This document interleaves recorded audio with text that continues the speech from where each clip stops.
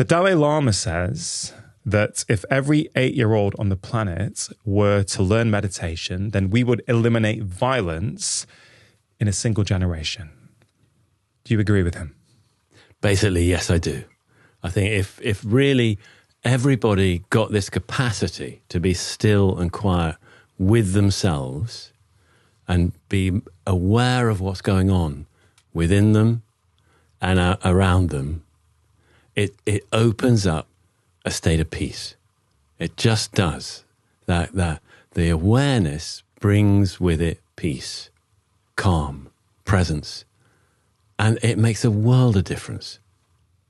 Yeah, it's interesting. I've been thinking about that phrase quite a lot because, of course, we're living in a world where if you were to switch on the news and see what is happening around the world, you would hear a lot of negative stories, war, starvation, destruction of all kinds. And that's why I felt that quote from the Dalai Lama is so apt. You know, what would it mean to change that? What would it mean to have a kinder, more compassionate world? And in your book, Original Love, one of the things you say towards the end is that in some ways that is the point of meditation, to experience love more. Yeah, I know. It's not often said, actually. Most of the things said around meditation are about becoming more aware, becoming more mindful. And of course, that's great. But why become more mindful? And my deep sense, after having done it for these decades I've been doing it, is that it's, in a way, it's always about some kind of taste of love. And it can be self-love, having compassion for this being that I am who does suffer. And it can be, of course, love for others that, appearing in my life. And it can be more sort of almost, I'd say, universal or unconditional, just a sense that to be here, to be existing is such a gift, Yeah. It's interesting. This is the first podcast I'm recording after my summer break. And I was in Australia and had a few live shows. And at the Sydney show, at the end, someone asked me a question. They asked me, if you could give one pill to everyone around the world to take, what would it be? And I had to think about it on stage and think, well, okay, what would it be? And I said some version of, it would be a kindness pill. And I explained my rationale for that. And the other thing that came out on stage was that I realized that what I do, Henry, with my books, with this podcast, with, my time with patients, on the surface, it appears to be about health, but it isn't. It's actually about kindness and compassion, because why do you want to be healthier? Why do you want to be happier? I think those things are downstream. I think the reason you want those things, or we as a species want those things, is so we can be kinder and more compassionate. Does that make sense to you? It totally does to me. I think deep down we really are. There's a whole world of research now around what happened when humanity started farming and inequality started to come in a much bigger way. And prior to farming, 10,000 or so years ago, it was hunter-gatherer bands. And they relied on caring and sharing. This is the theories that you'll hear from a lot of researchers on it, that caring and sharing, in other words, love and justice, they're deep in our wiring. We were hunter-gatherers for whatever, 300,000 years or something, they now think. And that's not counting the millions of prior times of evolution. But it's deep in us, I think, to know how to be fair and to know how to care. It's part of our makeup. And unfortunately, it's not all we've inherited. We've got wiring that can get really aggressive and do hate and fear and violence. But actually, it's not like we've got to get something new on board to love. I think it's deep in us. Yeah. It's kind of super interesting, isn't it? You mentioned hunter-gatherers and our evolution. And I often wonder about traits like competitiveness and comparing. Some people say that's who we are. Others say, no, love and kindness actually at its core is who we are. And I guess one way of thinking about this for people who are stumbling across this conversation, Henry, is how might somebody know if they could benefit from a meditation practice? And might it potentially be that if we can see certain egoic traits in ourselves, so comparing ourselves with others, trying to compete with others, never feeling that what we've got is enough, are those signs that we may benefit from a practice of meditation? Yeah, 100%. Absolutely. I mean, I think the thing about meditation is that it can take us to marvelous new ways of experiencing the world. That's, I think, a given. It really can do that. There's tons of research on that. It can be profoundly helpful that way. But it also helps us be with how we are, rather than I might get this new way of being, a new kind of kindness and calm and clarity or whatever, energy. But actually, it also just helps me be with myself as I am. And so the first step is that it allows us to notice what's going on, to check in with ourselves. And once we're doing that, we're not so dominated by what's going on. If I'm feeling agitated and frustrated and irritated or something, I can actually recognize that rather than just acting it out. So to learn how to be still and aware and sort of come back to ourselves and just be with what we're experiencing. So that's the sort of bedrock of meditation. That's the foundation of it. It's just to be with myself. And sometimes I'm restless and I'm impatient and I don't want to be still. Okay, can I be with that? In other words, just expanding my capacity to be with what goes on in me. It's a way of kind of defusing my potential for harm. Yeah. Make the case, Henry, if you will, for meditation to the skeptic who's listening right now. Yeah. The skeptic who is like, Henry, listen, you're a Zen master. It's okay for you. I've got a busy life. I've got a partner. I've got some kids that need feeding and looking after. I've got an elderly parent to look after. I'm constantly rushing around. I never have enough time for myself. It's all very well you talking about these love and compassion benefits, but that doesn't fit into my life at the moment. What would you say to that person? I meet them all the time, Yeah, I'd say, look, it's not. Don't think of it as another chore on the to-do list. Everybody can find 5 minutes. Everybody can. And just let it be 5 minutes of you being you. 5 minutes for you. Not for, I got to do this thing called meditation. It's just for you. 5 minutes. Just being with yourself. Everybody can do that. And in my own story, I had a really difficult skin condition from early childhood right into early adulthood. And it was very severe eczema. Sometimes I was hospitalized. But it made me really uncomfortable in my own skin, literally. I couldn't sit still. It was a sort of family joke almost. Henry can't sit still. So I was the worst possible candidate, in a way, for meditation. But I was also the best possible candidate, in a certain sense, because I so needed it. But it was the last thing I wanted to do, was sit still. But actually, once I was given tools that would help me sit still, my eczema started to get better for the first time. It really started to, it was a long, gradual process, but it started to release. And I'm sure it was because I was intervening in the way that my nervous system had been functioning much of my life, which was on a kind of hyperdrive, constantly, overactivated nervous system. Yeah. You were intervening, as I hear that, really far upstream. One of the things I've realized in my career as a doctor is that a lot of what we do in medicine is downstream. Okay? I've heard you describe your eczema. I mean, this isn't just a little bit of bad eczema. This was horrific. You felt like you were burning up on the inside. District nurse needs to come around and bathe you and put things around you, right?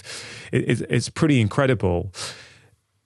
But, what do we do with eczema generally in medicine? There's multiple things we'll do, but in essence, we try and give you something like a steroid cream to get rid of the itching. Yeah. Right? Yeah.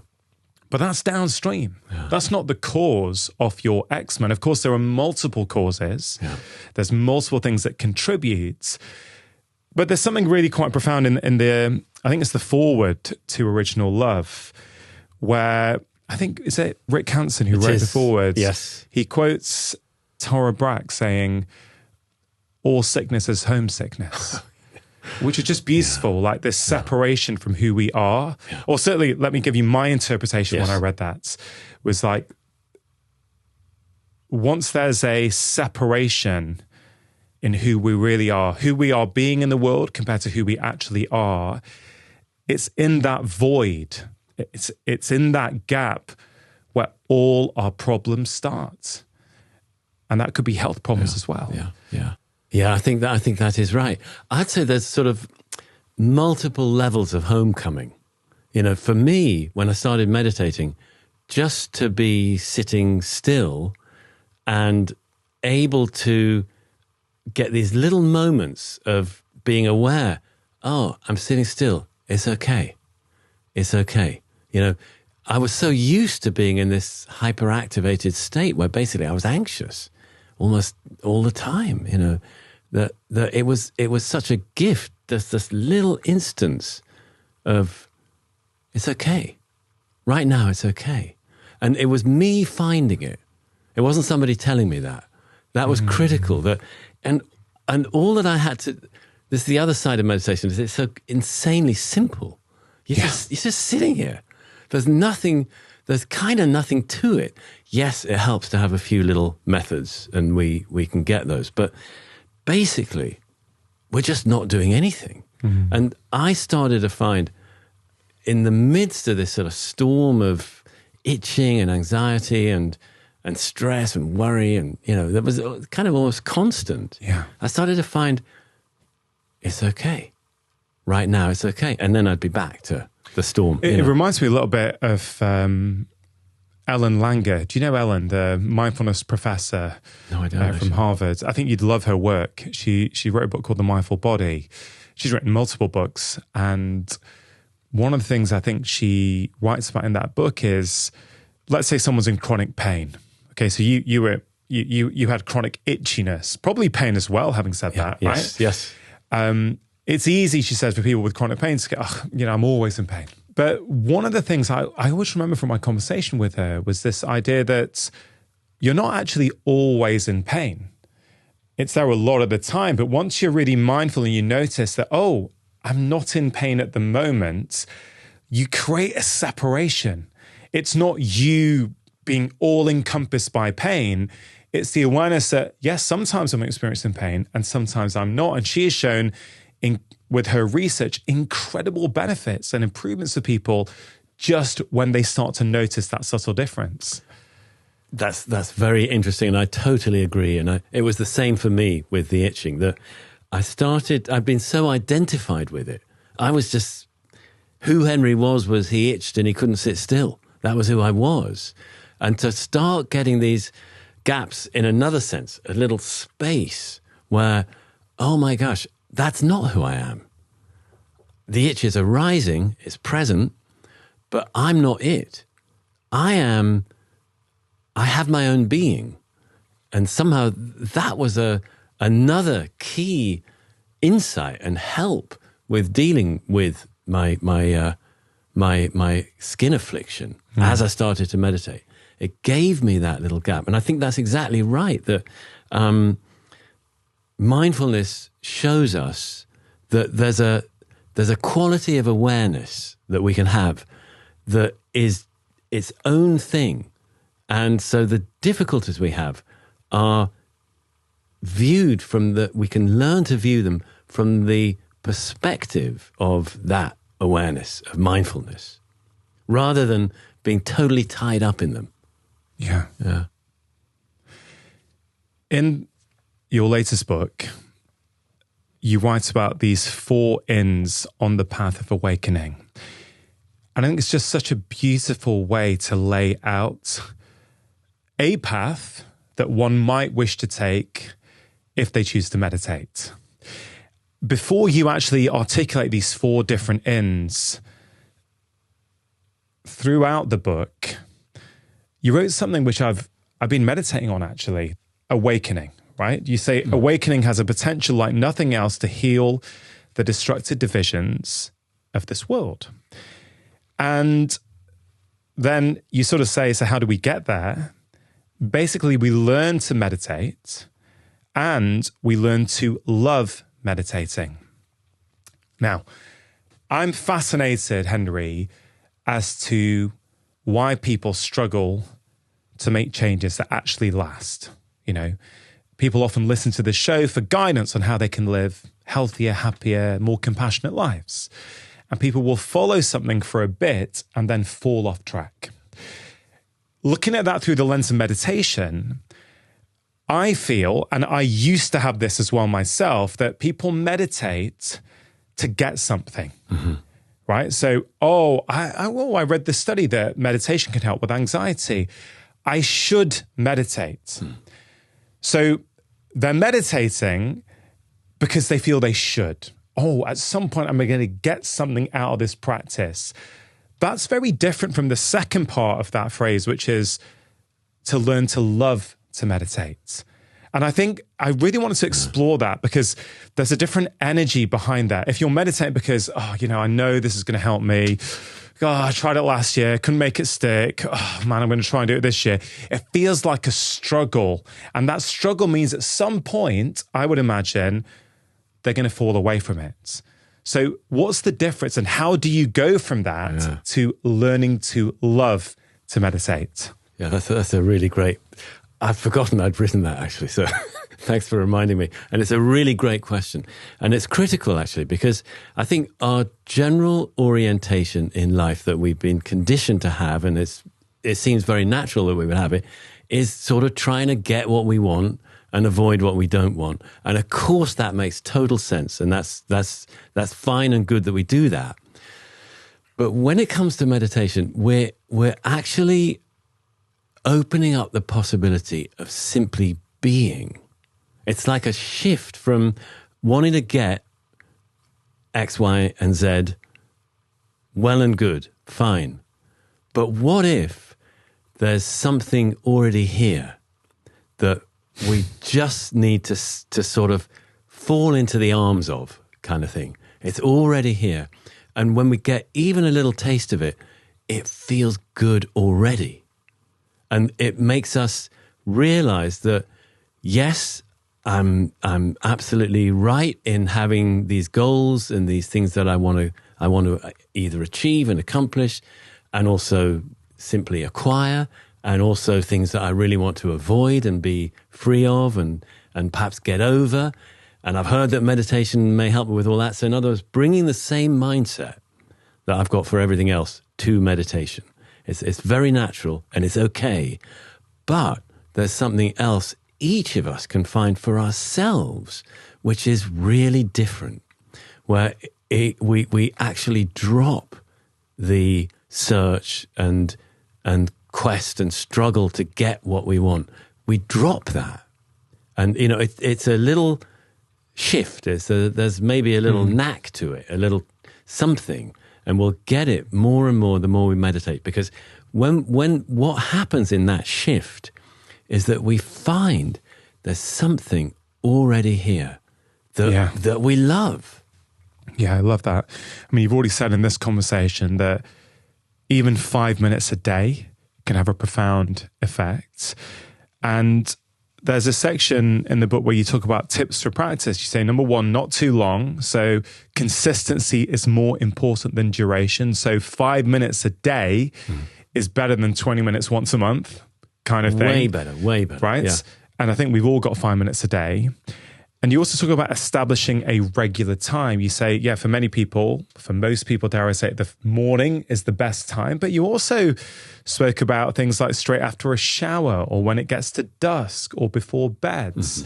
Can you talk to us a little bit about the more practical nature of how we can actually, implement this practice into our daily lives? Yeah, I'd say the biggest thing is to make the decision.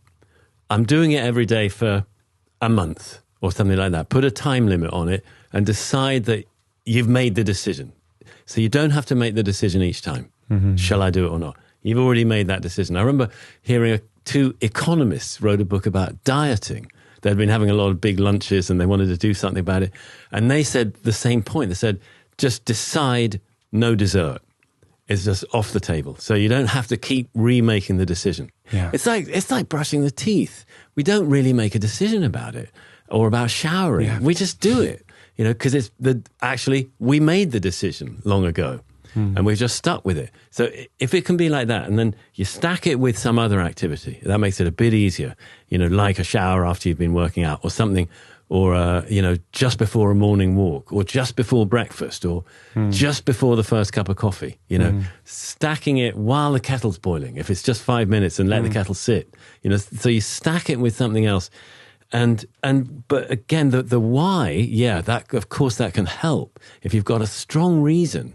And I mean, for me, the biggest reason is to be alive, and that may sound a bit crazy, but we're so busy doing we get up and we just do, that we don't get a moment to recognize I'm actually alive. I'm being given the gift of being alive and aware of being alive. And somehow I think that's the biggest thing about meditation. It gives us a chance to actually know that we're alive.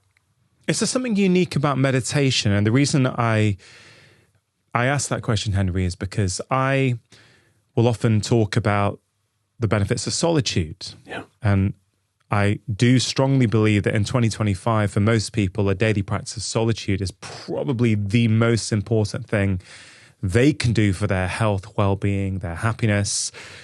Because we're living in a world where there's so much noise, we can constantly consume from the outside. So it gets very hard for us to actually listen to what's going on the inside. But solitude, of course, comes in a variety of different forms. You can practice solitude by sitting in meditation, but you can also practice solitude by journaling, or by doing some breath work, or by going for a walk in nature. So if we think about solitude as a practice, do you feel that there's something unique that meditation offers that those other practices potentially don't offer? I love all the ones you mentioned. I do them myself, actually. And I think they've been critical for my development, my well-being. The difference with meditation is that we're not really doing anything. I would say stack it with one of those. If you're doing one of those solitude practices, walking in the woods, journaling, lovely. Just add 5 minutes. Put in 5 minutes somewhere where you lay down the pen, you sit on a log, on a branch, on a bench, and you're just still. And you just let yourself be. Because the big thing about it is not doing. If we didn't think of it as meditation, we just call it not doing. That's all we need to say. We're not moving, we're not walking, we're breathing, and we're aware. And gradually, in time, it's like this tide of commotion within us. It just starts to settle. It won't, it's not that it does it within every meditation session, but if we're doing it every day, over time, over a month, 2 months, 3 months, you'll start to feel it. The tide of commotion just recedes. The sense that I got from reading Original Love is, well, many things, but one of the senses I got was this idea that it's about the practice of meditation, not necessarily the outcome of the meditation. Some days you'll experience calm and presence. Other days it will be a busy, hectic mind. That's all okay. So instead of judging on the outcome, I mean, don't judge it at all. But if you're going to judge it on anything, judge it on whether you're actually sitting down and practicing every day. Do the 5 minutes. I mean, you're the Zen master, so tell me if I've got this right. But that's my sense. That's exactly right. And actually, we say on our app, the way we say, there's no bad meditation. Or the only bad meditation is the one you didn't do. Yeah. Just the very fact of sitting down with the intention of being still and quiet, that's it. It's absolutely true. Because here's the thing, it's like, with that outcome focus, we're back to that frame of mind where I've got to try to get what I want in life. I've got to try to get what I want. And it's very understandable. But meditation really isn't about that. And for most people, when we start, it is. And that's okay. It was for me. I didn't know what I needed. I just desperately needed something different when I was anxious and really uncomfortable. One of the things I've been thinking about on my summer break is this idea of things that we want. How do we even know that what we want is what we truly want anyway? Right? Because that's the truth. It's like we think we want things. Exactly. Yeah, but where's that even come from? And how do you even know that getting what you think that you want is what you really want or what you need, right? That's exactly right. It's like that's part of a system. It's just one system of there's me in here seeking things out there that me in here thinks he wants. But if I can see that as a system, that's just a kind of, it's almost like it's a game going on. Mm. But there's a wider view. There's a larger perspective where I can see Henry's been trying to get this, Henry's been trying to get that, Henry's been trying to avoid that. But who is it that's seeing that Henry's doing all that? Isn't that Henry too? And it's such a different perspective. Yeah. So the thing with the getting from meditation is exactly we can start to get more calm. We totally can. But we get it not just by creating more calm through the meditation. We get it through patience. Mm. Patience starts to grow. We start to let ourselves be as we are. Yeah. And so it's kind of a little bit paradoxical. It is. We get what we want because we're okay not getting it. Yeah. You see what I mean? Yeah. And that sort of highlights another theme throughout your book, throughout what I've been thinking about recently, which is why I think the timing of this conversation is perfect. And I think I've posted about this before, this idea that the most important things in life we gain through experience.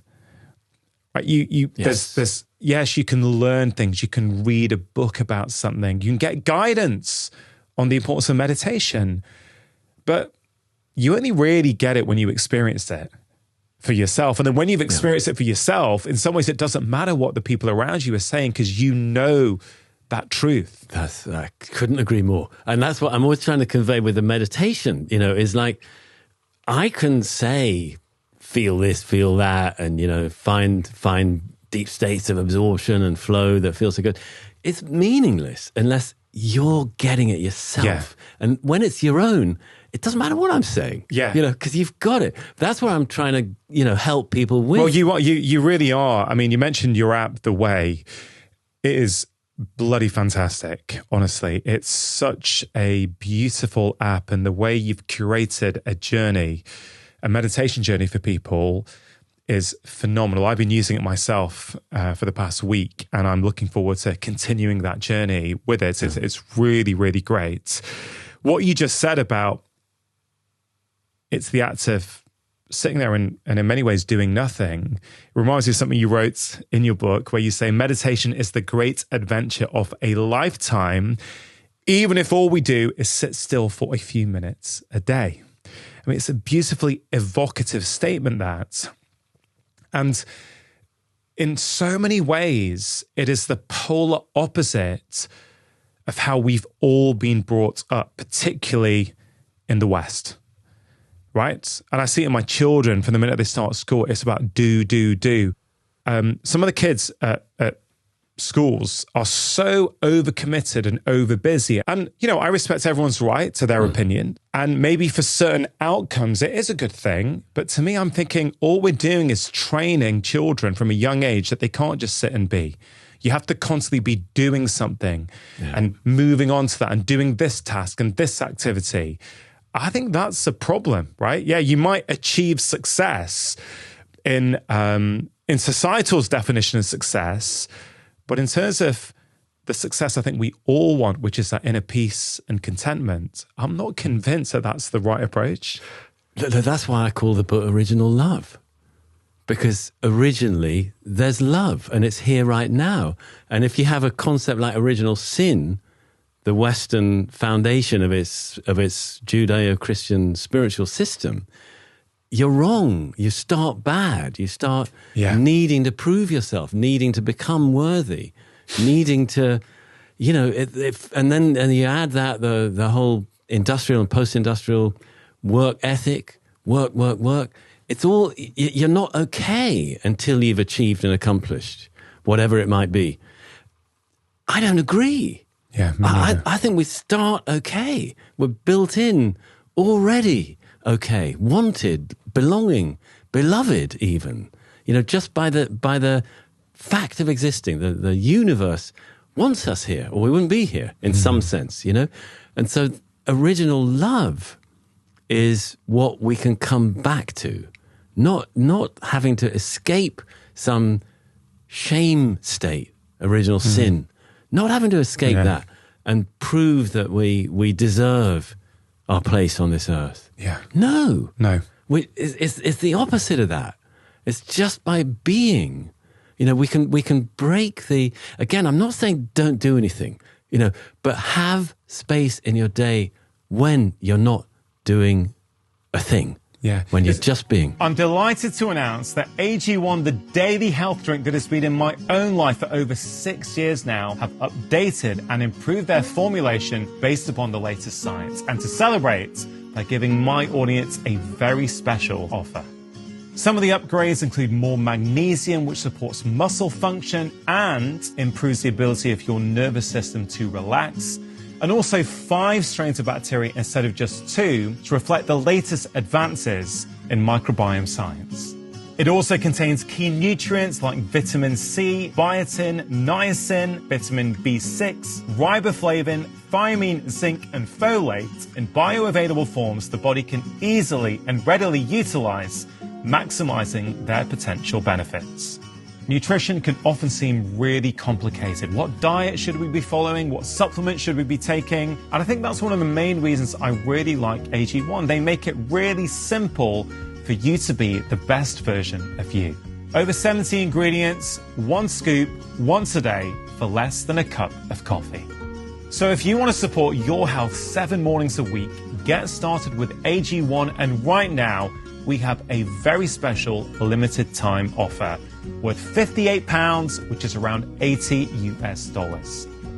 To get 10 free travel packs instead of the usual 5, and an awesome welcome kit containing your shaker, scoop, and canister with your first subscription, go to drinkag1.com/live more. Yeah, it's kind of interesting in a world now where people are saying that wellness is the preserve of the wealthy and the middle classes. But if we think about what you're saying at its very core, yes, you have an app, which is very reasonably priced, so people want to, engage in it, okay? At the same time, what you're simply saying is sit for 5 minutes a day and essentially do nothing. That is accessible to every single person. It doesn't matter your income level, where you grow up in the world. So everyone has access to that, but you almost have to stop the doing. And I think this is one of the reasons why people in the West struggle with meditation. It's like, okay, I'm going to do it to get this. And I think I used to do that. But the truth is, Henry, I love meditating. I didn't at first. It was a struggle. But there is just this luxurious feeling of bliss and calm sometimes when I sit in meditation that's not a chore. That's like, this feels amazing. Exactly. And I think everyone has the opportunity to experience that. I do too, just by virtue of being a human being. We already have access to it. The problem is just we're so conditioned in not knowing that we have access to it. It's just like a faulty imprinting on our consciousness that our society has given us, our culture has given us. You must be doing, you must be achieving, you must be avoiding what you don't want to face. And, you know, and actually, it's really sad in a way. I mean, it's beautiful in that, oh my gosh, we've all got it. We just got to learn. It's sad to see children being conditioned out of it. It is. That's something I find deeply sad, because it's like, no, you know, they've already got it. They're born with it. Yeah. You know, I'd love to know your views on happiness. Actually, I believe happiness is our default state. And one of the bits of evidence, as it were, that I would use to support my case is just look at children. Look at a 2-year-old, a 3-year-old. Look how present, calm in the moment they are. Exactly. You know, exactly. And they're exploring and creating. Yeah, that's who we are before societal conditioning. Yes. So on the subject of happiness, I mean, what's the relationship between meditation and happiness? And is happiness our default state? I believe it is. Again, original love. It's like coming back to a profound well-being that's really always here. It's like, and I, honestly, it can, even in difficult situations, you know, when we've got something complex, challenging going on and we're stressed around it, even then, I believe, actually, there's an unconditional well-being that's actually present, even then. And I've known it myself. I've found that in times of difficulty, when suddenly it flips and suddenly I can see Henry's in this difficult situation. Yeah. But there's a larger perspective that I sense, you know, that is at peace. Yeah. And is already well, even while there's the challenge going on. Yeah. So I do think I think it's like, I'd say is it a default setting, or is it that there's just this slightly wider perspective? I feel there's always a bigger picture, you know, and in the slightly wider perspective, that's where we see, wow, there's a lot of turmoil and difficulty and trouble, and still there's an okayness. Yeah. That's able to see from that larger perspective. Yeah. Let's get into these 4 Ns on the path of awakening: mindfulness, support, absorption, and awakening. It's one of the first times I've actually seen a roadmap laid out on the kind of journey one could take if they participate in meditation. And it's a journey that I'm thinking, I'm ready for this journey. I kind of, the truth is, I'm already on this journey, you know, because I've been meditating on and off for years. Yeah. I particularly probably want to focus on the final 2, absorption and awakening. But if you wouldn't mind just giving a brief overview of each one, what they are, just so people can follow along, that would be super helpful. So, you know, what are these 4 Ns and why did you choose them? Yeah, okay. Well, I think these are the primary dimensions that meditation practice can open up for us, that they deal with. And I wanted to write this and lay it out like this because there's a lot of confusion around it. Meditation has grown exponentially in the globalized Western world over the last 20 years. That's a good thing? It's a very good thing. Okay. But it's all new here and there's still confusion around it. So people hear the term awakening, they hear mindfulness. Are they the same thing? They might think, well, this teacher said they are, this one said they're not. I don't know, I'm confused. So here's this. I want to say, this is a basic map of the ground, of the territory. And I'm not sure it's entirely comprehensive, but it's pretty good. It covers pretty much all the basics. So the first, mindfulness, yes, about becoming more aware, able to recognize what's going on inside me, thoughts and feelings, emotions, moods. Can be very happy, can be not so happy, and talk in the mind, images in the mind. You know, the experience of thinking, very common for all of us. energies in the body, being more aware of that, and also being aware of hearing the sounds, seeing sights and colors and shapes and faces and everything, and body sensation, physical body sensation, being more aware in all those ways. That's mindfulness. And it can help to dial down our nervous system. It can really help to interrupt when our nervous system is on overdrive, when the sympathetic nervous system is firing up, we're in subtle stress or strong stress. It can dial it down and we come back to a baseline. We open up the parasympathetic nervous system, more rest and digest, coming into a calmer state. And so it really helps to kind of tone and balance the nervous system. And before we go into the second in, just on that first in of mindfulness, if that's the only one that we ever focused on, those things you're talking about are pretty incredible. They're enormous. Moving your system from the stressed out, burnt out, chronically exhausted state that many people find themselves in into that more peaceful, relaxed state, which is also going to impact your sleep, how calm you feel, your gut. All these things are going to improve. Even that alone, that first in has huge benefits, doesn't it? It totally does. I mean, I'd say most of the first few years of my meditation practice was all about that. I mean, one of the things that happened to me when I started to meditate, and you know, I really, really seriously started, I did twice a day, every day, you know, without fail, because I was desperate enough that I needed to. Because of your skin. Because of my skin and the anxiety with it that came with it. I slept insanely. The first week, I was sleeping 18 hours a night, 20 hours a night, literally. Like a lion. Yeah, exactly. Literally. I was so exhausted, and I hadn't realized I was. And then I paid off my sleep debt, as some people called it, and I suddenly was awake. I love the fact that you shared that. One thing I've noticed, people will contact me, or if I'm doing a live event and we do a breathwork practice together, or a certain, you know, we go through something, and often people will yawn. And there's often confusion, you know, say, oh, it's making me tired. It's like, no, it's not making you tired.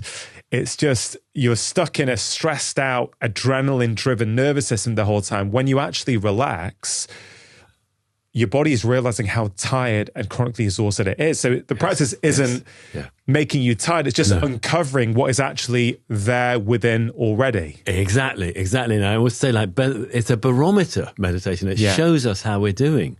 And sometimes we're just exhausted and we need to sleep. I always tell people, if you start meditating and you get really sleepy, lie down and sleep.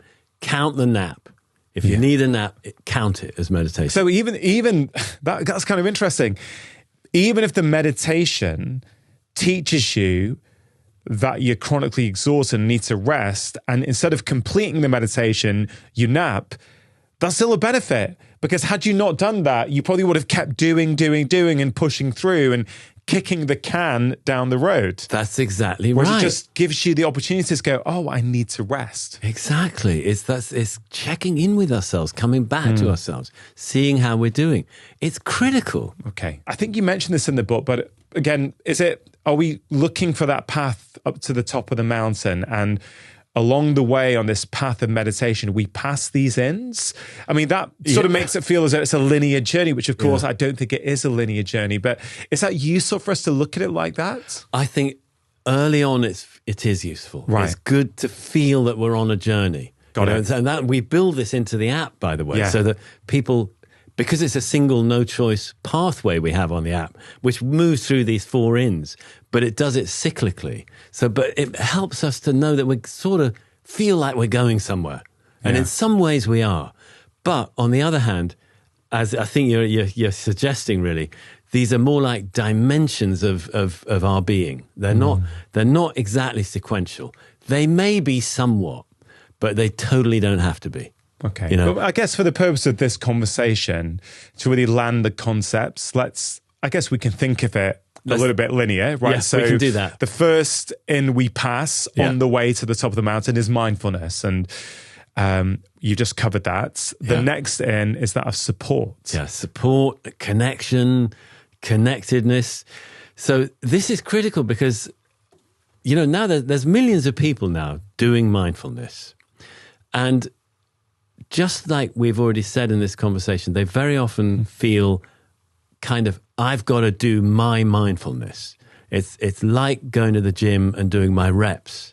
I've got to do my work with the mindfulness.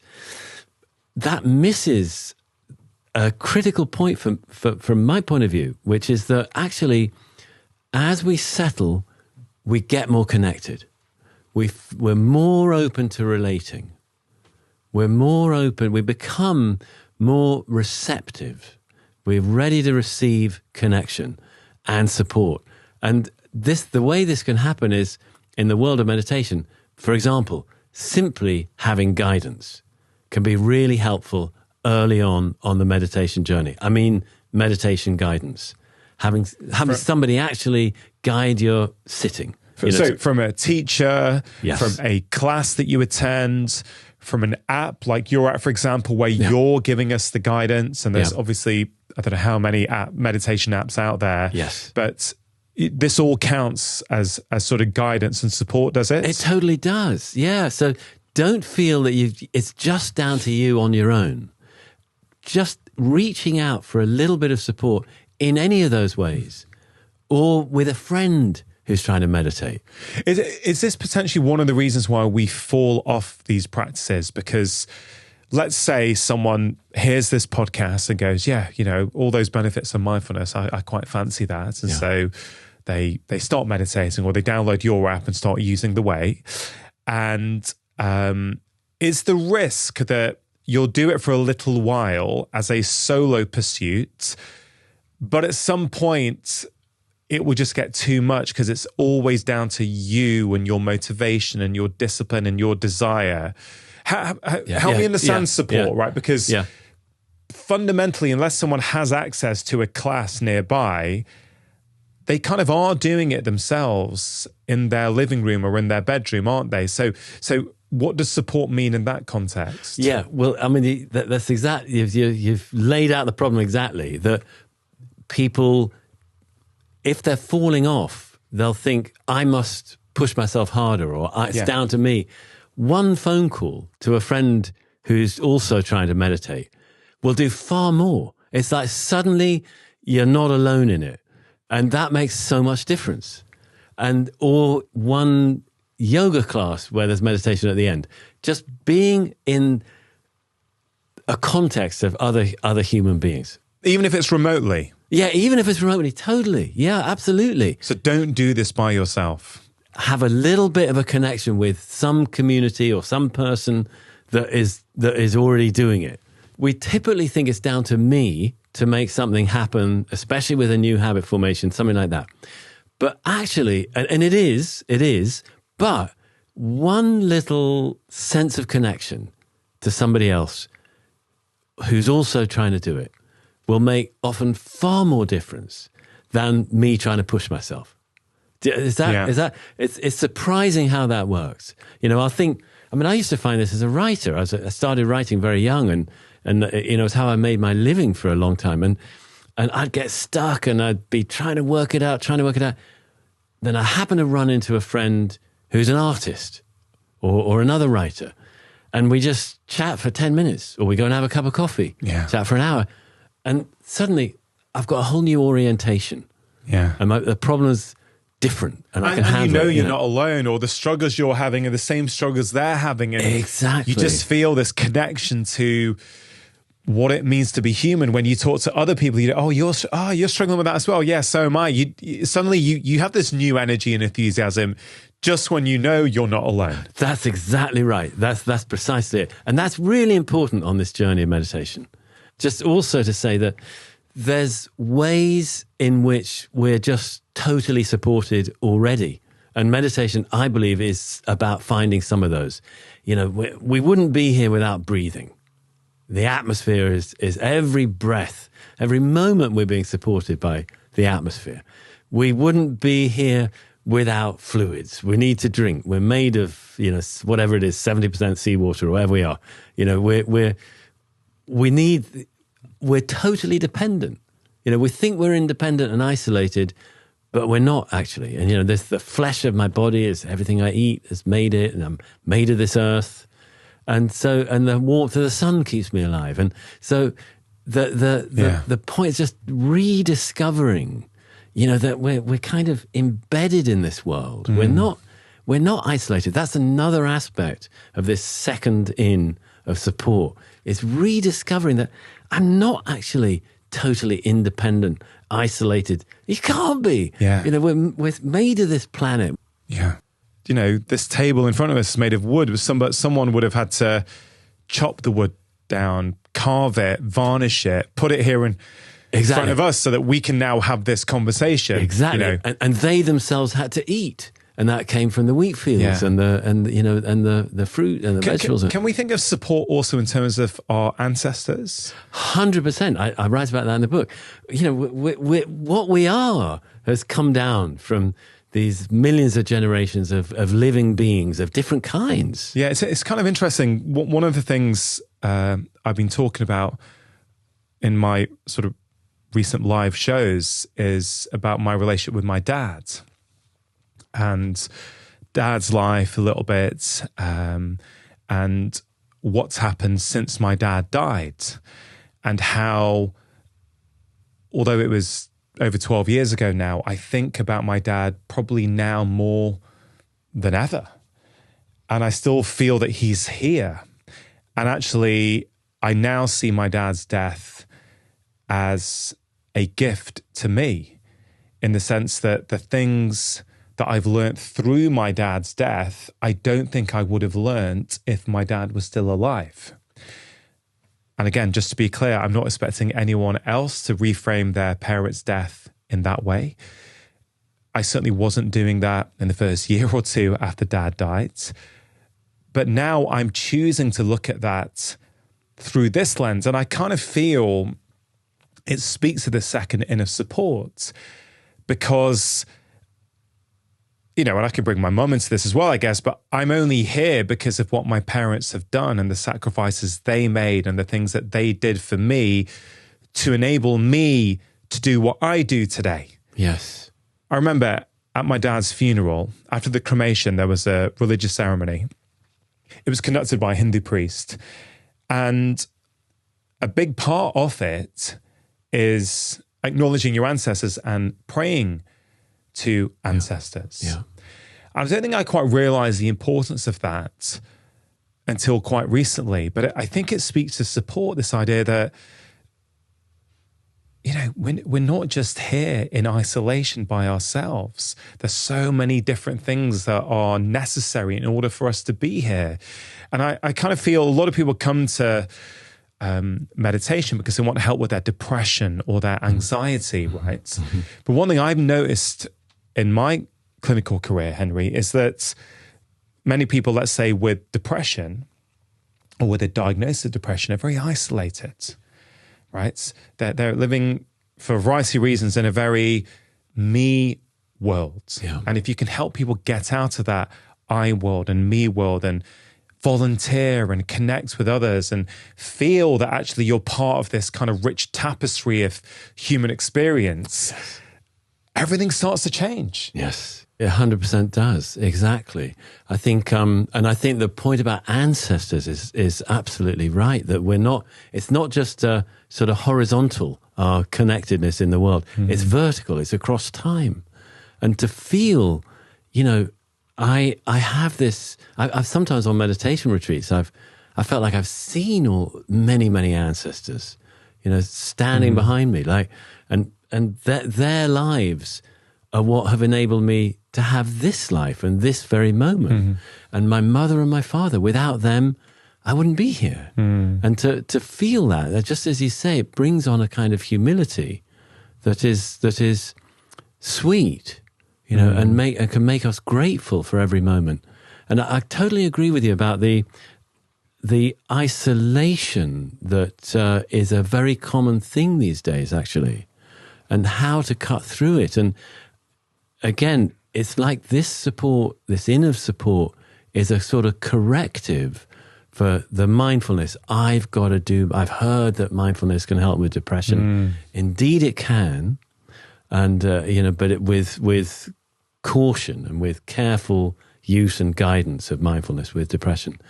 But not to the exclusion of being open to others. Yeah. You know, and what is the vulnerability I need to feel in order to be able to open to others?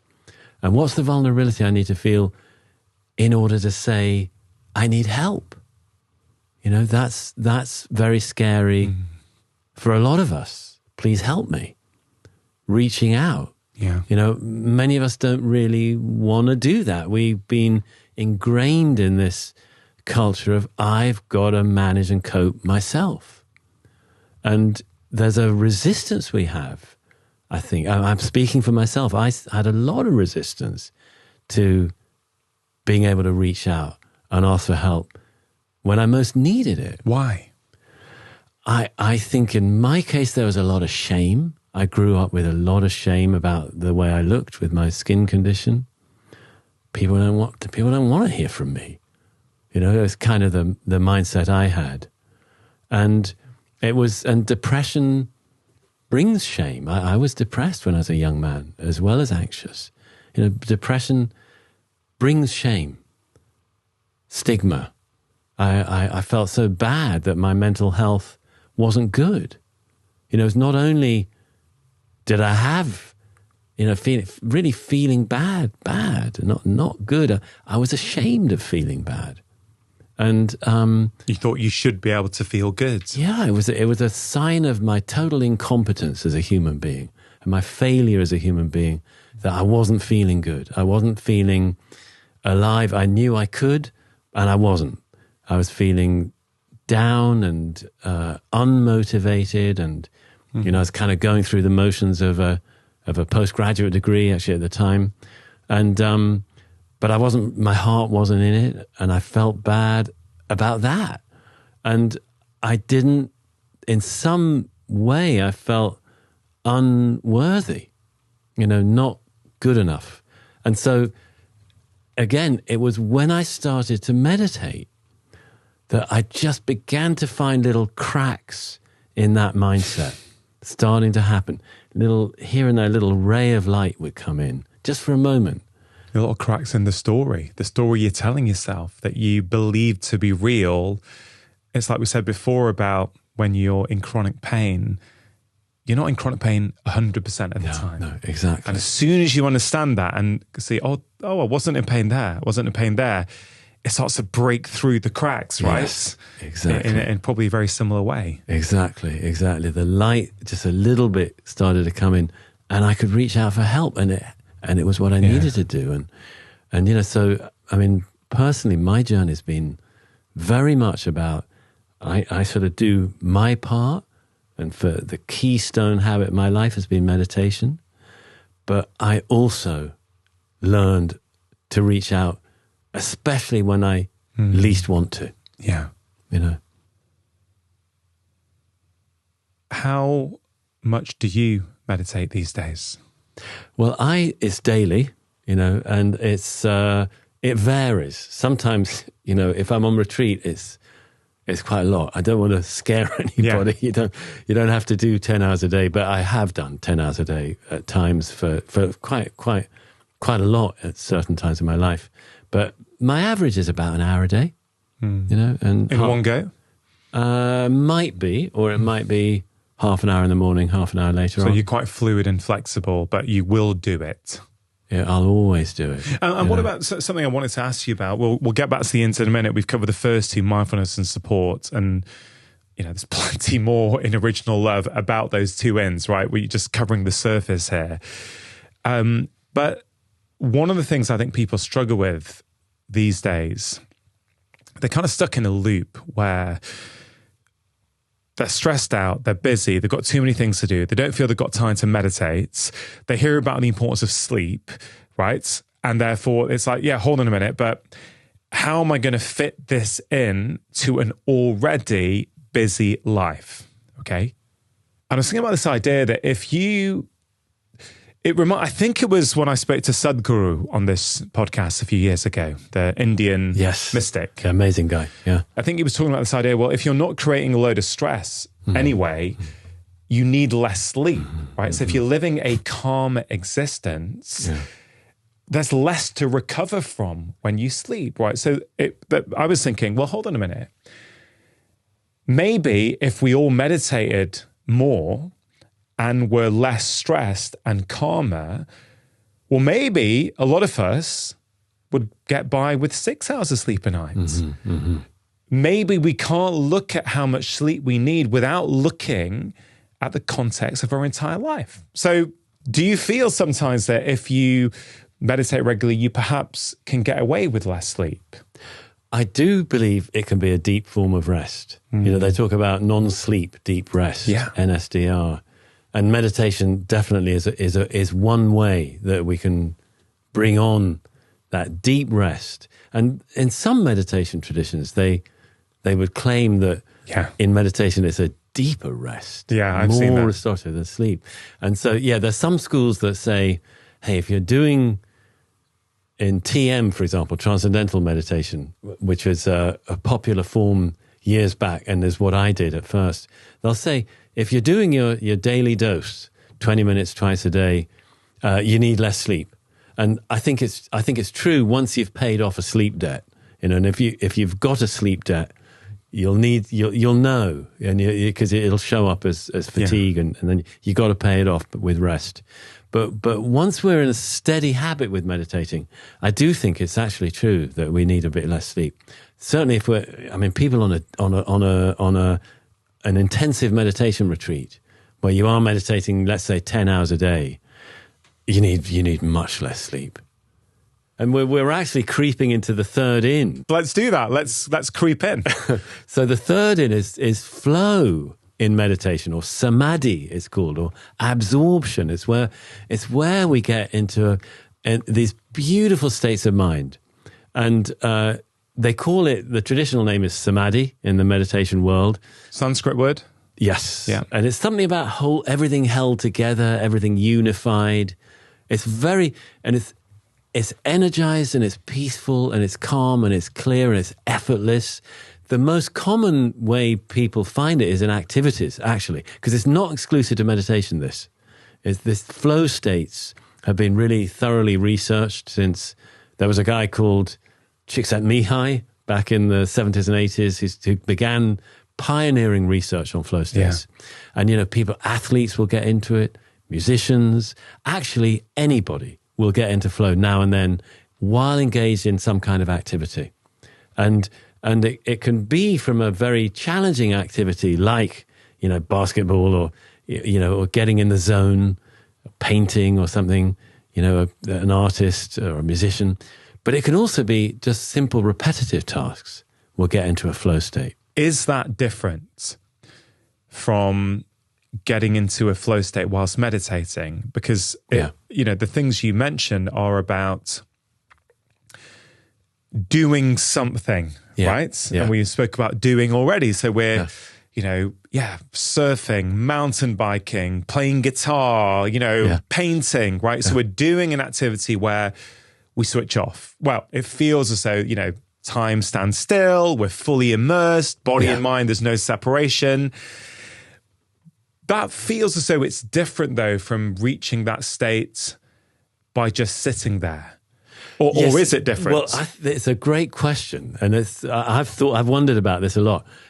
When flow comes on in an activity, because it becomes effortless and time stands still, exactly as you said, and there's much less sense of self, we're not so self-conscious.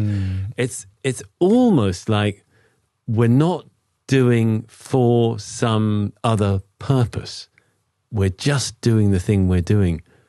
And that's enough. It's for its own, we're doing it for the sake of doing it, and it's fulfilling. So in meditation, just transferring all of that to meditation, the great difference is that we're not doing an outward activity. That is the big difference in meditation. So we're getting into similar states with our own being, and it's where meditation really is starting to kick in and show us what it's been about all along, which is not for other purposes, just for its own sake. We're doing it without a kind of ulterior motive. But it is similar to flow in other areas, Yeah. because it's got the same sort of characteristics. It's effortless. I would say for me, if I think about my own experience, I can experience, traditional flow as Mihaly Csikszentmihalyi would describe it. Yeah.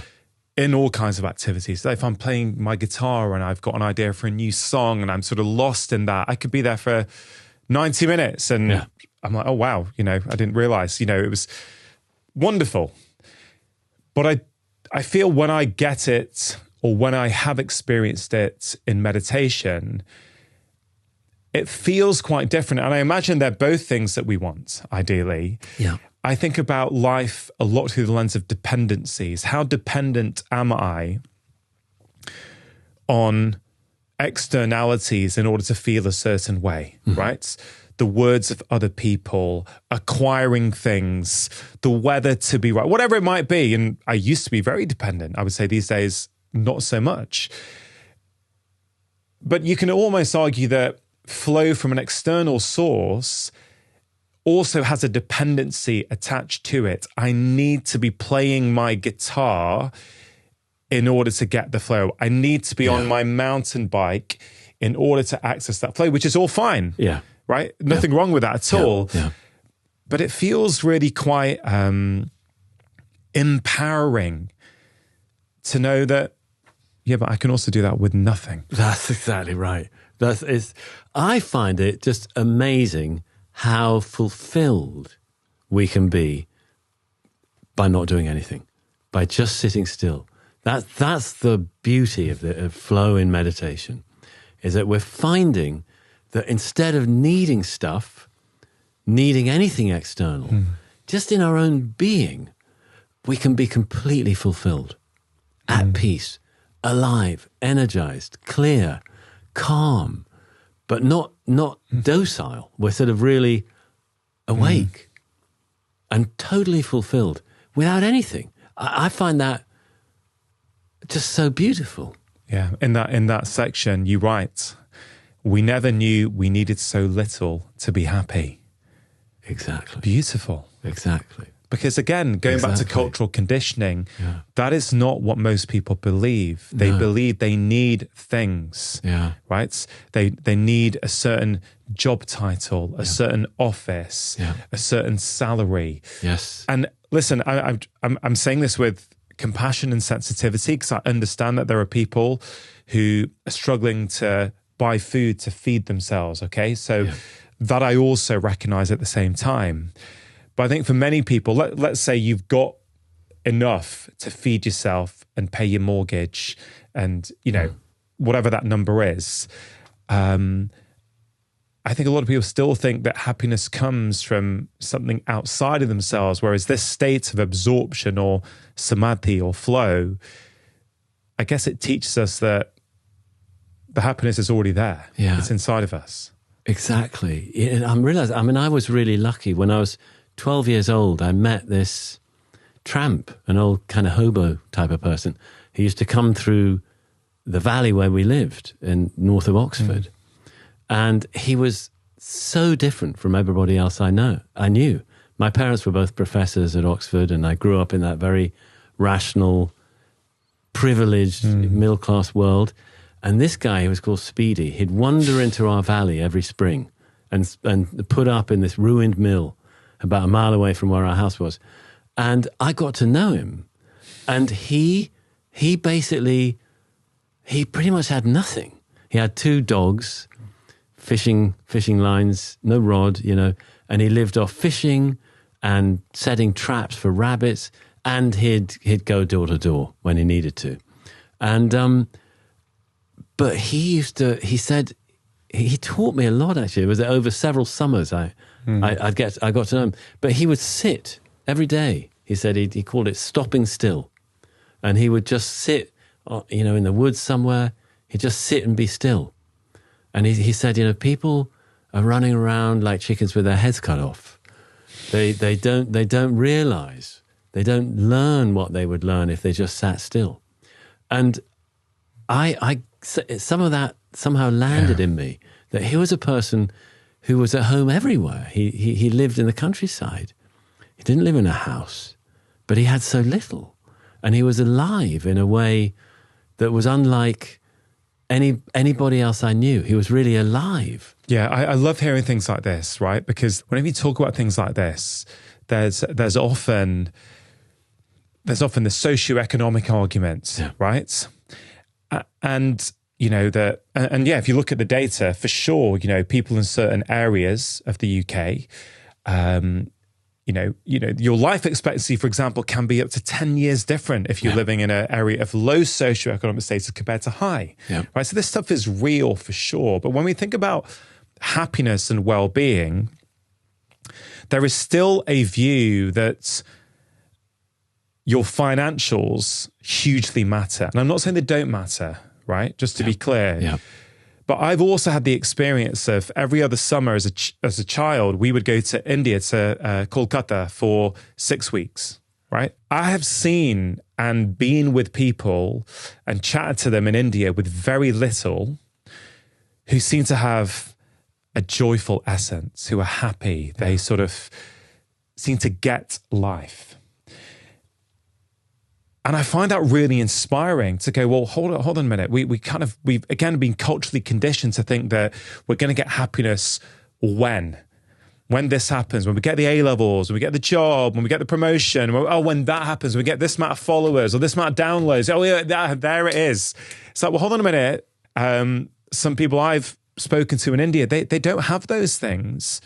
Yeah, I would argue some of them are happier than most of us are. Yes. Right? They've found the unconditional well-being. Yeah. And that is the key. That's what meditation is actually really for.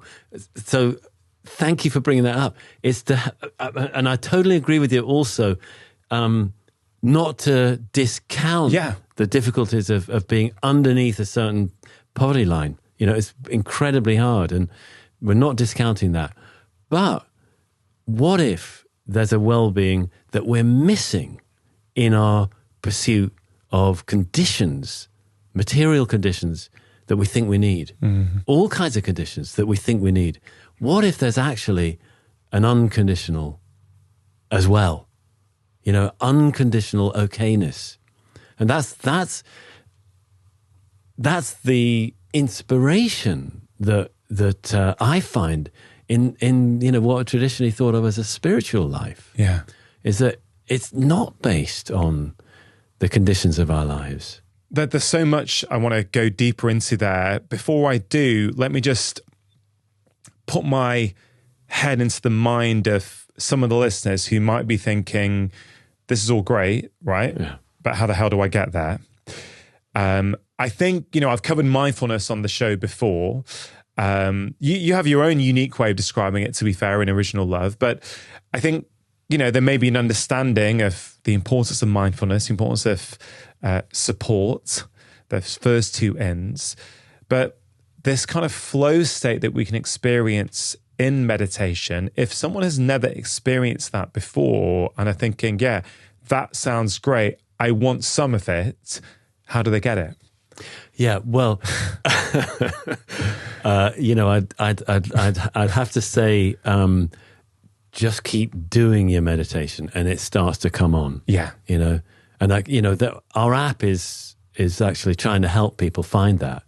It's very much trust the process, right? It is. It's show up for the daily meditation, and you will find at some point that these states start to appear. Yeah, exactly. And it's sort of like I would say to somebody who's not quite sure what we're talking about, I would say, think of a time when suddenly you just felt really good and there was a shift and you don't know why it happened, but it wasn't to do with accomplishment or it wasn't to do with something you were actively doing. It just sort of came on by itself and you felt sort of somehow life was smooth and easy and rich and fulfilling, and time didn't seem to matter so much.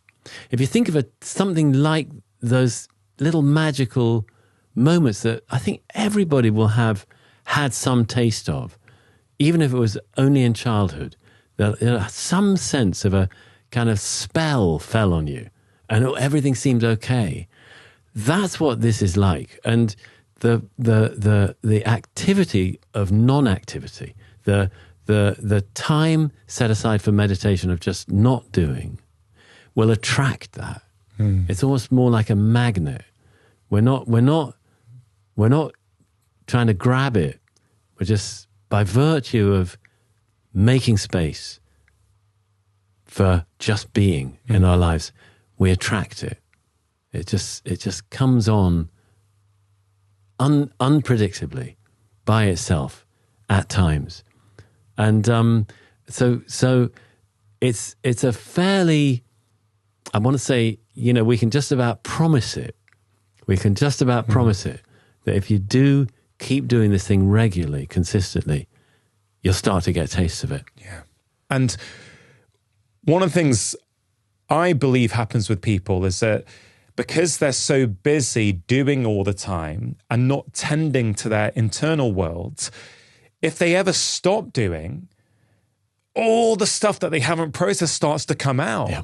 Yeah. So because they're scared of that, they just shut it down and stay busy again. So no. Do the practice, meditate daily, let it all come up, And maybe once you've almost burnt it out, you'll experience the calm and presence that was sitting there all along. Yeah, I believe that's a great way to look at it. And if you're doing it regularly, you're processing the daily stuff that's come up. So you're sort of keeping ahead of it. And I think that's why the consistency is so important. But I think that's exactly how we are. If you've done, let's say you've been for a long drive, and you put your head on the pillow at night, close your eyes, you see how you see the road. Yeah. It's sort of like that. We're busy in our days. So of course, when we stop, we're processing what we've been doing. And when people come to a retreat, you go to a retreat, first day, you're dealing with your life. Recent life, and then sometimes old life stuff comes up as well. But you're letting, actually, it's so healthy. You're just being, and you're letting this stuff, you're kind of letting your mind digest your life, and all this stuff comes up, and you just let it move on, and that's how we settle down. That's what settling down actually means for me, is letting all the stuff that's been going on in my life just process itself and release, Then we find this deeper layers of calm and clarity and fulfillment. Yeah. I have been using Bond Charge wellness products for over 5 years. From blue light glasses to red light therapy, Bond Charge make it really easy to get healthy while staying at home.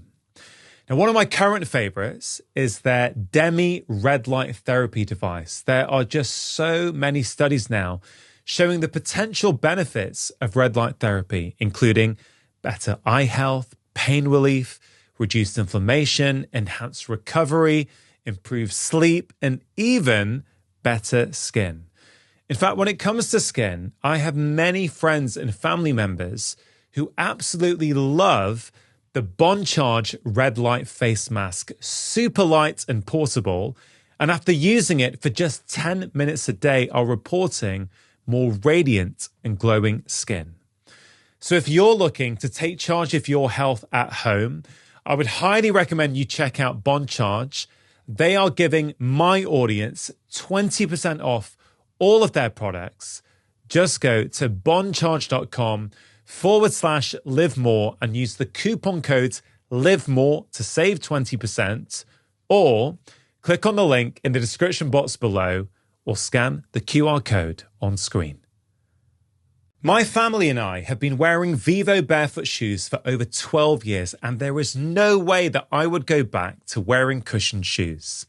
The human foot is a masterpiece, but modern footwear has disconnected us from our natural movement, and barefoot shoes are a tool to restore that primal link. Vivo Barefoot strips away the unnecessary.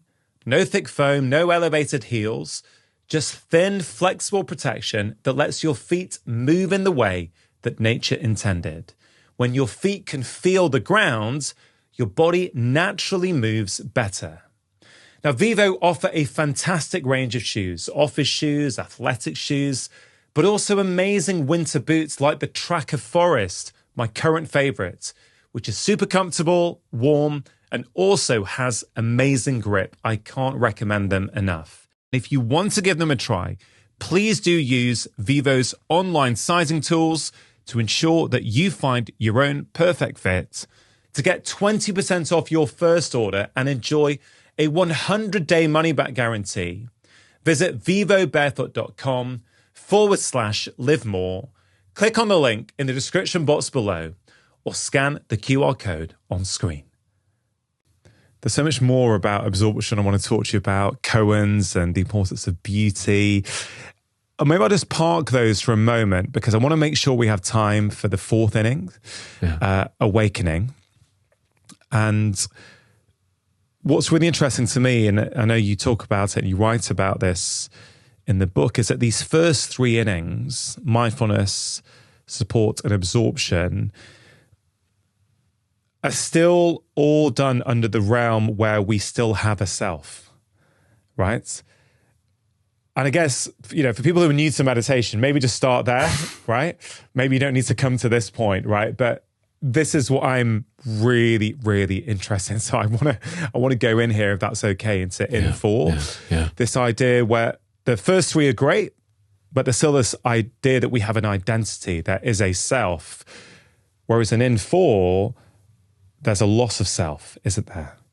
So I don't know how you want to tackle this, but can you explain to us what is this fourth in of awakening? It's a difficult thing to talk about, actually, because it's a discovery that we can each make about who we really are, who we've been all along. And it may sound weird, it may not make a lot of sense to hear about it. And on the other hand, there may be people who hear about it and think, oh my gosh, that's what that was. Some moment I had as a kid that I've never forgotten. Mm-hmm. Some moment I had as a youth that I've never forgotten, when it was as if I discovered that I wasn't separate from the world I live in, that my sense of being me, contained within my skin, that I inhabit this body that I think of as mine, and what I am is something within this body, some little core nugget or core that's me, that I know so well. I've been with it as long as I can remember. But suddenly it was as if that wasn't there, that wasn't here. And instead, I was part of everything. It's a sudden glimpse of a different way of experiencing ourselves in this world. I don't think I've ever covered non-duality on the podcast to date. So perhaps the best way to start this is with you describing what happened to you when you were backpacking at 19. Okay. I don't know. What do you think? Yeah, I think so too. I think it's probably easier to get it if I try to describe it. Yeah. So I, as I said, I'd grown up in Oxford. I had this terrible eczema. I went away when I was 18, 19 on a gap year, and I worked actually in South America. I worked on a ranch for several months. That was through my dad. Somebody in his college was from Argentina, and I worked there. And then I backpacked. And towards the end of the trip, I was alone on a beach, and it was an empty, deserted beach, and I was just looking at the sun going down over the water. It was incredibly beautiful, and I was studying the water and the light on the water, and I was just standing there very absorbed in this beautiful scene with nobody around, real profound solitude. It was just so beautiful. And suddenly it was as if I wasn't looking at the scene in front of me. I was part of it. It was as if the me that could look at the world and see it as separate just switched off. And somehow I discovered, it felt like a discovery, that I had always been part of everything. I wasn't a separate observer. The sense of being the separate me who is moving through the world as a separate entity. That separateness just switched off. And in its place was a sense of total belonging, just being part of everything without exception. And it felt like, in a certain way, really, it felt like I was part of the whole universe, and I'd never not been. And it wasn't an idea. It was a palpable sensation. It was as if it really felt for a moment as if my fingertips were reached to the end of the universe. The tip of my nose was pressing against the beginning of time and the end of time. It was as if what I really was and always had been was part of everything. Is the term out-of-body experience relevant here, or is it almost too reductionist? Yeah, I mean, to me, out-of-body suggests that, when people describe NDEs, near-death, where they're sort of up, looking down, they can see their body. I think it was totally different, actually, because it wasn't that here's my body, I've left it. It was that here's my body, it's everything. Or that my true body is everything. That's what it felt like. But the me, when I say my true body, it didn't feel like mine in the way that I normally knew the sense of me. That felt like what I really was everything, part of everything. And it was very, I don't mean to say like I was huge or something. No, it wasn't sort of almost like, was it almost like you just blended in with everything? It's like you were just. Yes, it's more like that. It's more like the boundary between me and the world was gone. These non-dual experiences, okay, are words inherently limiting in our attempt to describe it. Yes, it's an unfortunate thing. It can't do it. Because some people, they're just to sort of play, not devil's advocate, really, but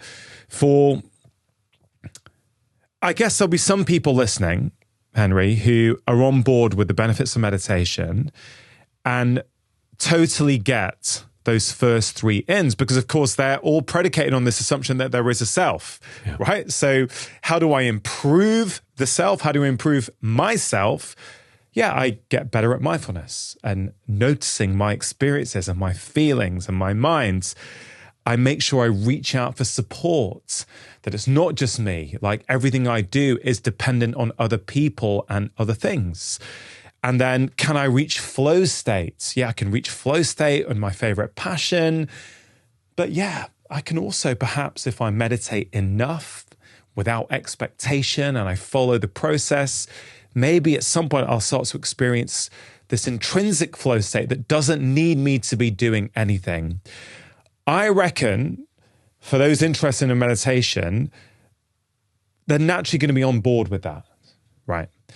I think now going into the fourth in, awakening. Now I'm on board, to be clear. Yeah. I'm trying to put myself in the mind of someone who's going, well, hold on a minute. Yeah. I get the first three. I'm interested in those three. What the hell is this that you're talking about awakening, that there's no boundary to my skin, that I'm part of everything? Yeah.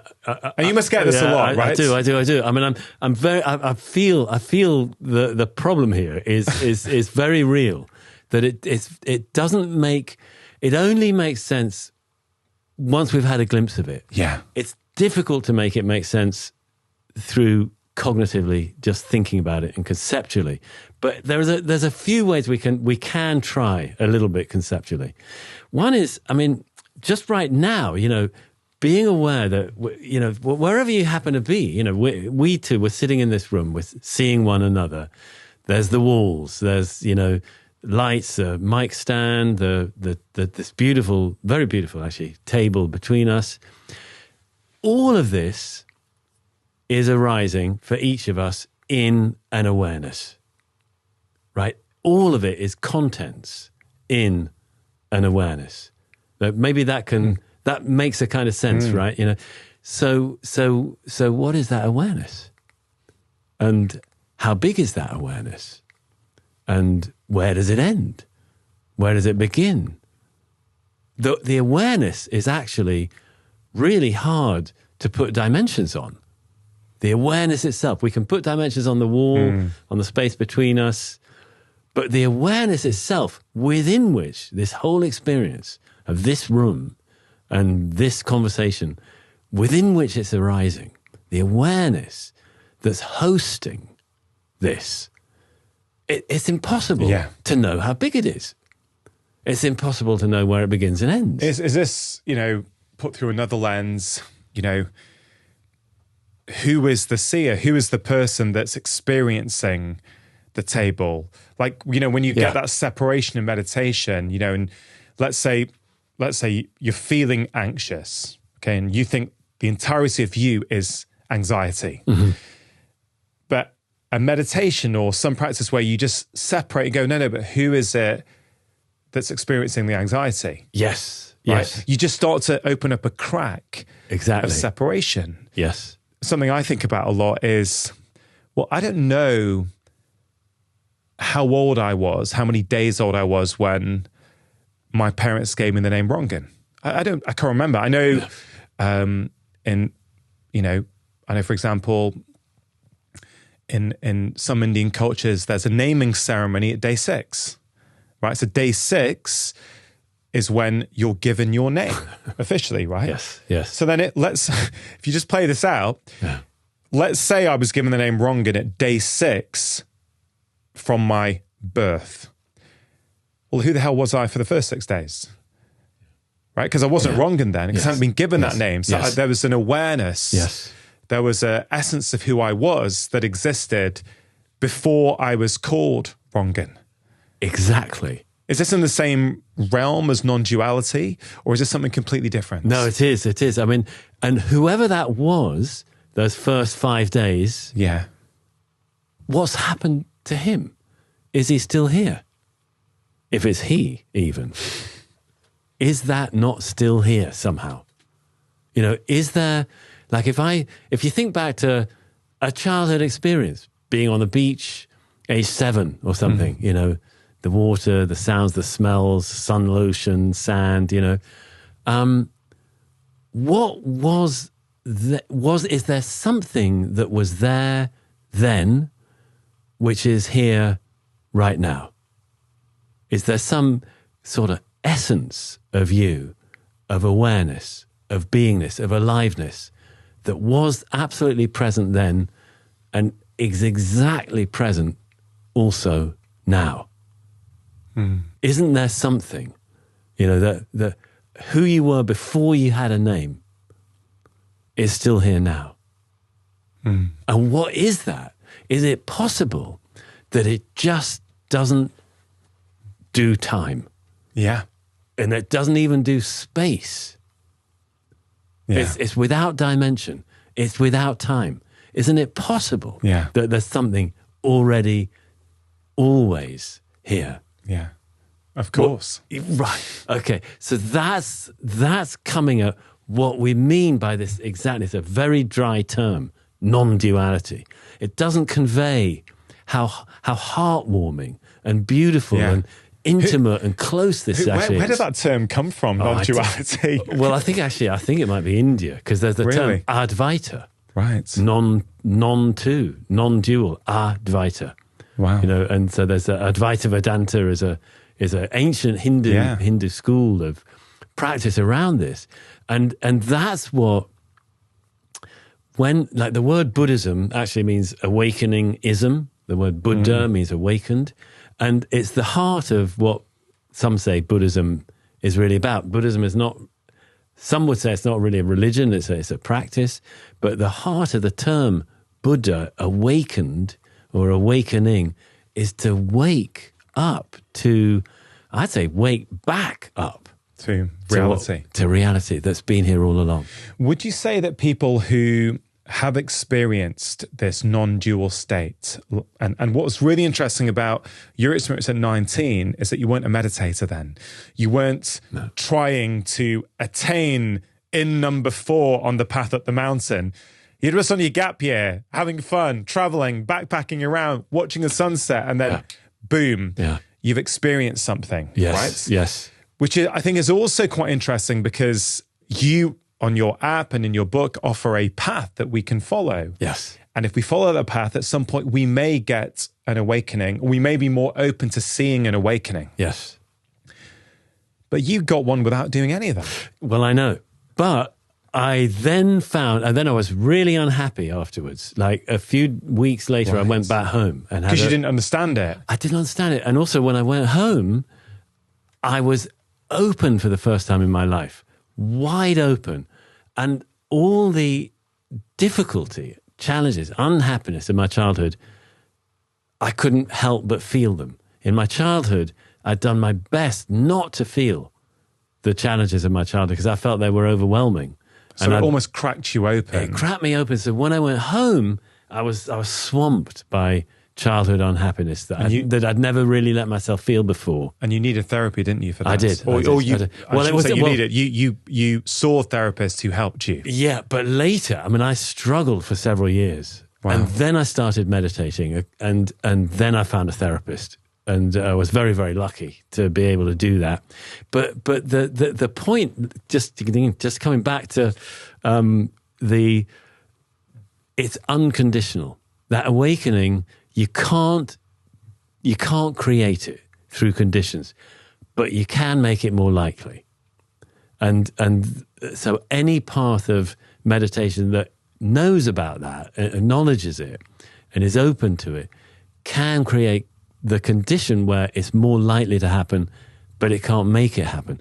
But at the same time, that the beauty of it is kind of a law unto itself. It doesn't, like in my case, as you say, I wasn't practicing, but it showed itself. But only when I started to practice was there any chance of learning to integrate it into how I live. So it wasn't a flash in the pan. And what happened with me on my own meditation path, this is why I'm trying to share this with others, is that I started out meditating and it was incredibly therapeutic and healing and so helpful for me. And at a certain point, I was like, well, what about that thing that happened on the beach when I was 19? It had seemed the most important moment of my life because I saw something about what my life really was that I'd never seen in any other way, in any other context, and nobody seemed to sort of talk about it. And then the reason I got into Zen is that I met somebody who did Zen, actually. It was quite popular, in America. And I was working on my third book at the time, and I'd gone to New Mexico, and a new friend of mine, a great writer called Natalie Goldberg, she started reading some Zen stuff to me, and I just recognized, oh my gosh, these people know what happened to me on the beach. They know about it. And so I got into Zen, and sure enough, they totally knew about it, and they actually valued it. They recognized how important it was. And through training, a long time in Zen, I actually I was very lucky to meet some fantastic teachers who'd gone even beyond it. They knew about it, and I had some more experiences, not the same, but same territory, other kinds of non-dual experiences. I hadn't known it could show up in different ways. It's not the one that I had where everything's just one and I'm part of that oneness. That's one way it could show up. Another way it shows up is there's no, in a way there's nobody here. It's all happening by itself. I wonder if regularly spending time in nature and experiencing awe perhaps could help with this, in the sense that, if you are somewhere incredibly awe-inspiring in nature, and you really, you're not distracted and you're not sort of doing something else. If you actually think about it, and, it is a wonder that this sort of beauty exists, and that we're even here on this vast, incredible planet. I mean, you know, it really is. It is. I think beauty can be a way in. And actually, that's why I believe the third in that we were just talking about, flow and absorption, this isn't always pointed out about it, but it's a lot of beauty we sense in the third in. Somehow, you know, again, somebody on a mountain bike, totally absorbed in it, suddenly getting into flow. It's beautiful. Mm-hmm. It's really beautiful. And that beauty can actually serve as a gateway to non-dual experience, where we're overwhelmed by the wonder. Yeah. I agree with you. Oh, that was can actually be a gateway. In that third in section in the book, one of my favorite bits was the stuff about beauty. There was one section entitled Beauty in a Sick Room. Yeah. You say, in any moment, we can find what we need. I thought that's lovely, in any moment.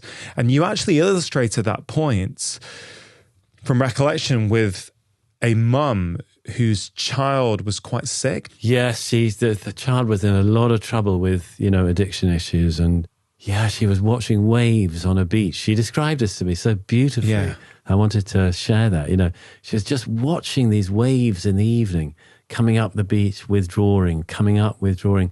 And suddenly she noticed how beautiful it was. And then she realized she could feel the beauty at the same time as feeling all her sorrow and worry about her child, who was in such a hard, dark place. She could feel the tremendous parents' grief and caring for their child who's in trouble, and also the beauty of the scene before her. And then she suddenly realized that both the beauty and what she felt about the beauty she was seeing and the worry, they were like notes in a single experience.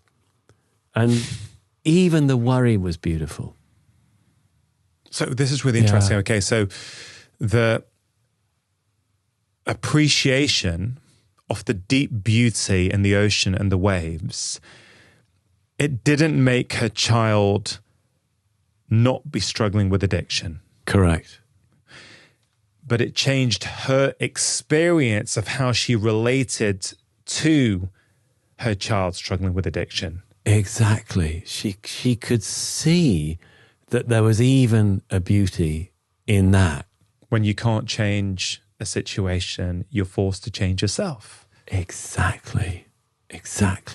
And she made that little shift that's so huge to a bigger perspective. Do you think sometimes, you know, surfers might experience these kind of states in the sense, I'm not talking about flow necessarily. Yeah. Surfing's front of mind because I've just been in Australia and I would just sit on the beach and watch these tribes of surfers just go. And I thought it was the most beautiful thing. There must be some sort of deep connection, not just flow state, but that you're literally riding on this wave that has no end. It goes probably, you know, if you follow that body of water, it goes all the way around the world, doesn't it? Yeah. I mean, I think actually I used to teach Zen to a group of surfers in Southern California pre-COVID. Right. And they were fantastic at meditating and they were so into it because they were that bit closer to getting this non-dual message. Because I think exactly what you're describing, that you're riding this body of water that's doing this particular energetic thing of the wave, and that's your motion. Your motion is the wave's motion, you know. And actually, with the wave thing, you know, one of the old metaphors in several spiritual traditions to get this non-duality idea is exactly a wave. A wave. If a wave, as it were, thought it was its own thing, this little shape of water, this is me, and didn't recognize it's part of the whole ocean. That's very like non-duality, that, in other words, our sense of me, I think I'm just this body. I don't see that my little cup of consciousness here is part of the great ocean of consciousness. It's like that. So we're not denying this consciousness, but the ego says it's mine, and it doesn't know how to recognize actually it's part of a vastness, a boundlessness. It's part of it. And yes, it's made this shape called Henry or Rangan, each of us. It's made this being that seems to be its own thing. But in non-duality, we recognize the great ocean that has formed into this wave. We recognize the great ocean. Yeah. So that's why the term non-duality does not convey how beautiful, how mind-blowingly beautiful it is. Because when we find that, all our, maybe just for a moment, all our worries are gone. Yeah. Because they all came from the conviction that we were just the wave, not the whole ocean. And so that's why it's so important. I think it's the most important thing. Because when we find it, we find what our life has been all along. We actually find something that feels like the truth. Relating that to health for a moment, or, traditional health, as it were. Because, it's kind of interesting. We have this conversation. I've said for years, this is not a health podcast. It may seem like a health podcast, but it isn't, because health is everything. Health isn't just in the realms of health. Health is related to happiness. Health is related to your relationships. Health is related to how you feel about yourself and your ability to interact with the world in a loving and kind way. One of the problems I've always had with Western allopathic medicine, all the benefits, I would say it's way too reductionist. Everything is kept separate body parts, separate diseases. It literally makes no sense at all to me, and it actually makes no sense scientifically or physiologically. Everything in the body is connected.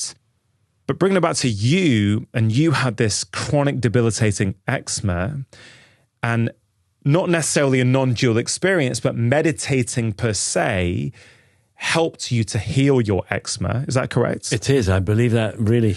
Yeah, and I've seen that and similar patterns before in patients, okay? So I'm really interested, yes, on the path to meditation, on those first 3 ends for sure, but let's just go that final step. For people who do experience a I just don't like that term, non-dual experience, right? But this kind of awakening experience. I like awakening. Yeah.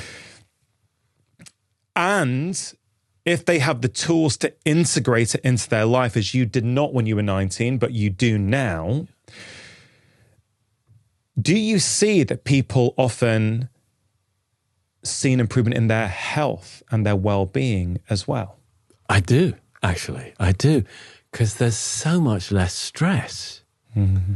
And they've learned, they've discovered an unconditional well-being.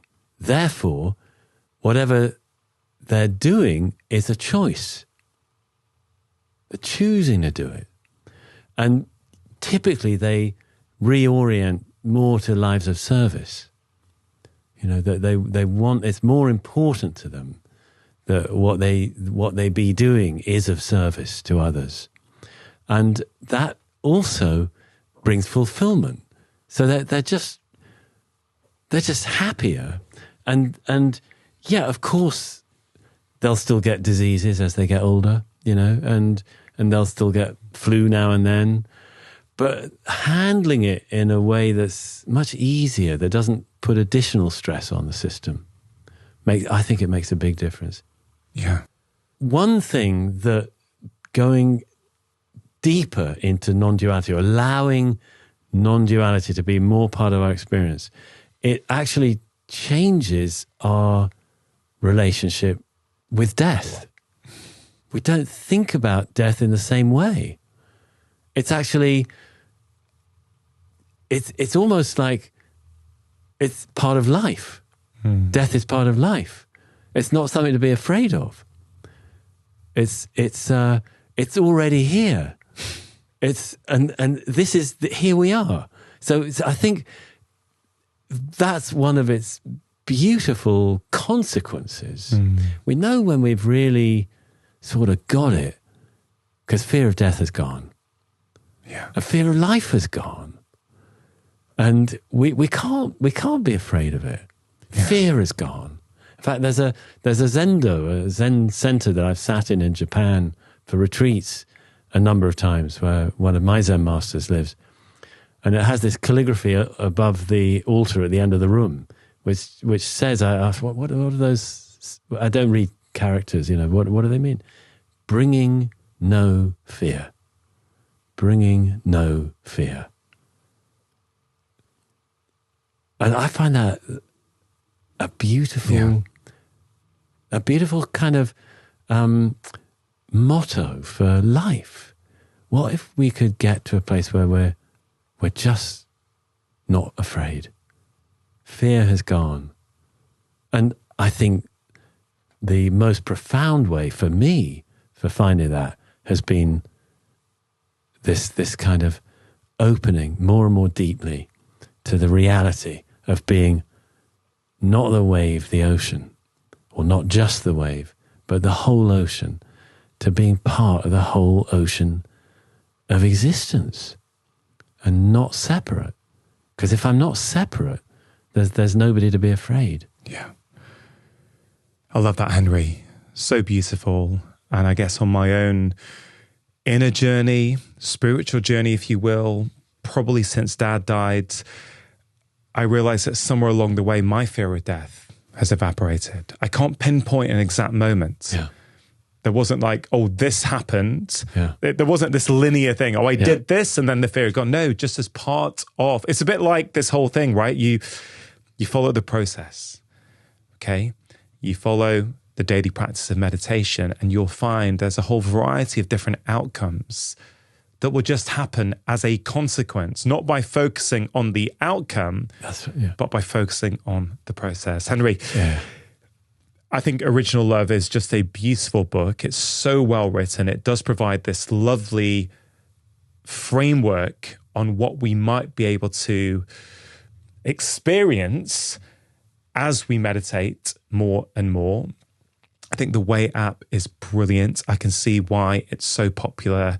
I'm enjoying it. I love the fact that there's no choice, that you just turn up and it makes it easy. This is what you have to do today. It's a fantastic idea. I think it's brilliant. I've thoroughly enjoyed my conversation with you. I certainly hope we get the chance to do a part 2 at some point. But just to finish off, for that person who has made it this far, who's listened to the conversation and feels that, yeah, you know what? Meditation, I think, is what I need right now.